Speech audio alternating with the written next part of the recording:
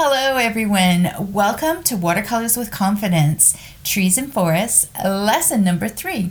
I'm Wendy Framst. I'm so glad you could join me today. We're going to talk about analogous and complementary colors and how they can add further dimension and drama to your paintings. As well, instead of painting with a traditional paintbrush, we're going to paint with a sponge. And I'm going to challenge you to paint with colors other than the color green for the leaves of your trees.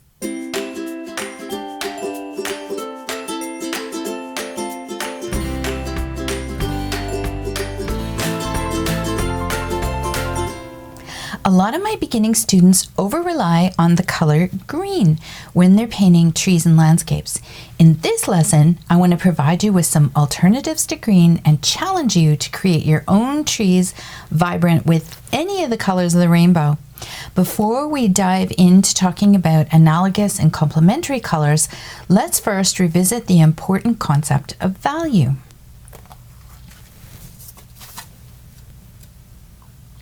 Value refers to how light or dark an area is, and value helps us to perceive volume.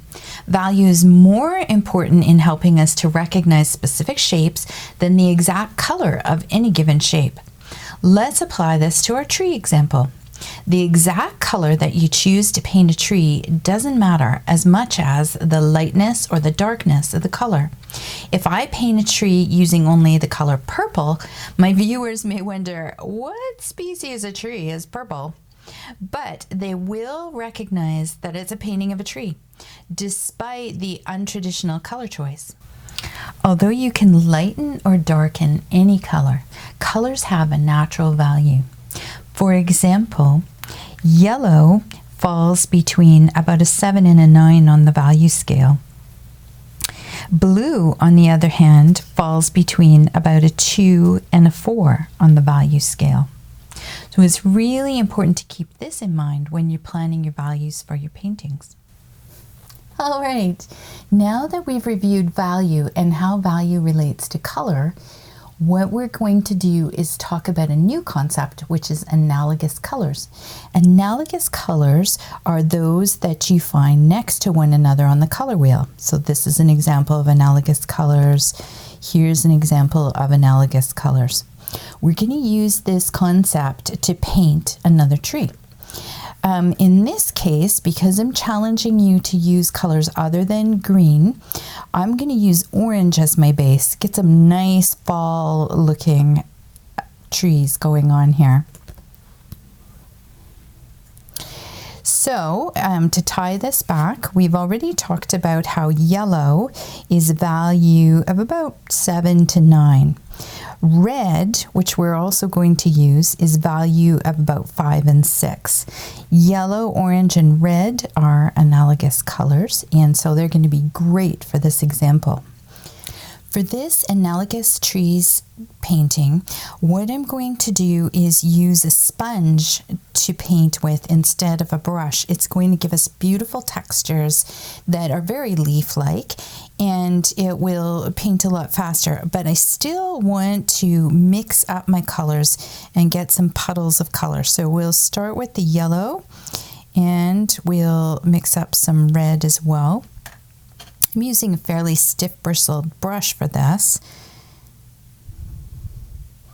And the reason for this is I want some nice light values, especially when I'm starting out. You can layer this as many times as you want to, put on as many layers as you like. But I like my bottom layers to be quite light in value, just to give me a roadmap of where I'm painting.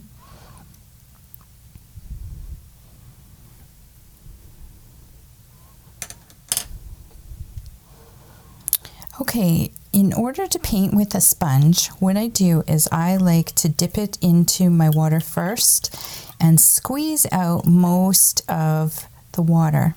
For this example, I'm wanting to do nice wet on wet effect. So even before I start, I'm just going to put little pounces using the sponge around on my paper.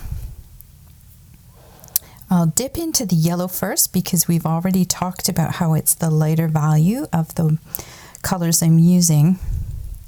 And I'll just decide what kind of shape I want my tree to be and establish that using the yellow. Yellow is quite a nice light value. It's easy to cover over. If you decide you don't like that shape, you can change it up. To clean the brush, to clean the sponge, I pop it back into the water and I squeeze it out again. I do that a few times. And now I'll come into the red. Now my light source is going to come from the top right-hand side. And so I'll establish my reds more at the bottom and on the left-hand side.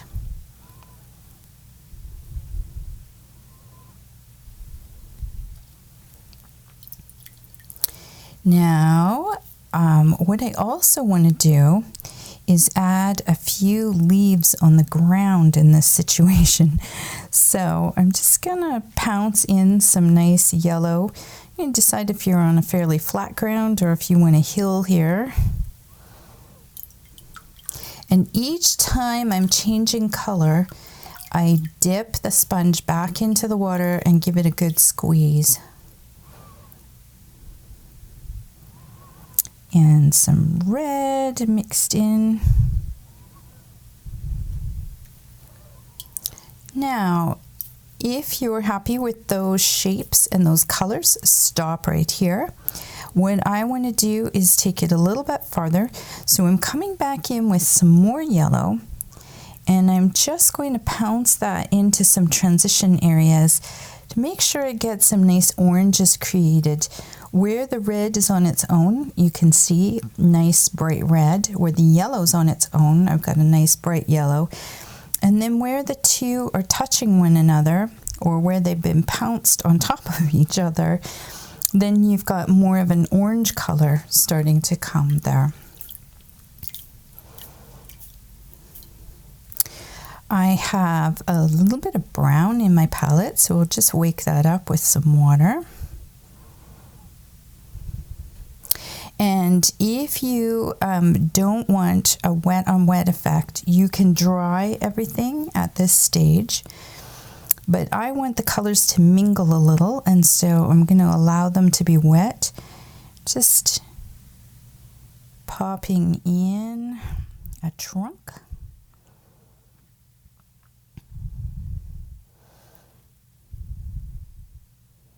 At the base of the trunk, it's wider and tapers off as it travels up the tree.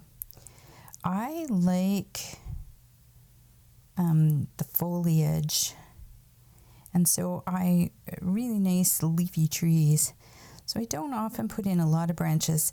I can even use the color that's there to indicate branch shapes through the tree. Just the important thing is the farther up through the tree that these branches go, the more tapered and thin they get. The closer they are to the center and to the base, chances are they're thicker there. Other than the trunk of this tree and some of the branches, this tree was painted using cadmium red and Indian yellow, which are colors that will create the orange, and that gives us a nice analogous colors. They are beside one another on the color wheel. Using orange as our base, if we actually travel across the color wheel, we come to the color blue. Orange and blue, because they're across from one another, they're what we call complementary colors. Now, when we have complementary colors beside one another, the colors really pop. They're vibrant and they play off of one another. They excite the eye. When we mix complementary colors, we end up getting more of a neutral color instead of the jewel tones that we were creating with the analogous colors. So what we can do is put some blue into this example in the shadow areas. I've got some Windsor blue here. Now my tree is still very juicy and wet. So when I introduce this in, this is going to be a wet on wet technique. You can stop here and just leave it at the analogous colors if you like, or you can pop in a few little hits of the blue. I'm going to use the sponge to break up those shapes. The brush was working fine, but I wanted more of a texture created. So once again, I'm putting this in the shadow areas, and I'm not even going to cover as much as I did with the reds and the oranges. I'll use the same color along the side of the trunk and near the base of the trunk to give us a little bit more of the shadow area. And I'm going to create a cast shadow along the edge of the tree using the sponge.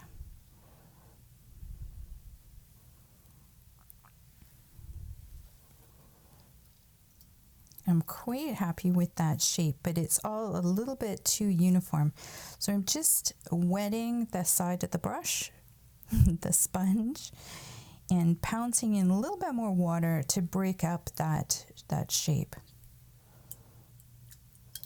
And cleaning it off by dunking it in the water and just squeezing out the excess.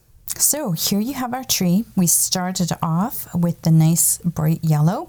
We added the red in, and those were analogous colors, which created also that orange. And they are all very close to one another on the color wheel, and they harmonize beautifully. Then we were moving to a complementary color, which was blue. The purpose of adding blue into this mixture was to create some more neutral colors and to give additional depth and value into this painting. Where the blue is on its own, it shows up as blue. Where the blue mixed in with some of the yellow, it turned into a bit of a green. Where the blue is right next to the red, I have a bit of violet popping through there. And so all of a sudden, I've got a huge range of different colors mingling and mixing together. And also where the three colors mix together, I've got some more neutral areas. It's not quite as intense and bright. We added a little bit of a cast shadow near the bottom, and we've dropped some leaves onto the ground to give the idea of connecting the whole picture together.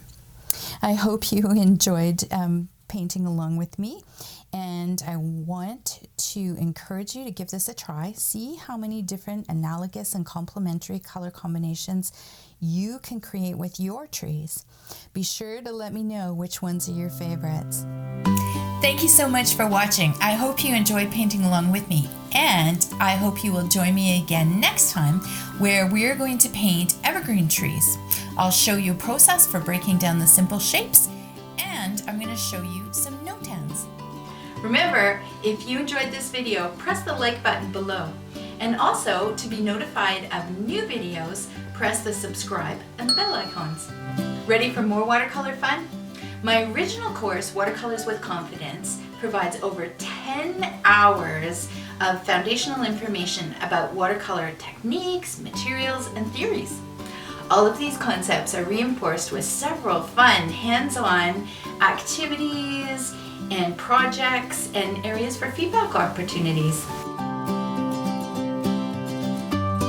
The original Watercolors with Confidence is available through Udemy or Skillshare, and you can find the links below in the description.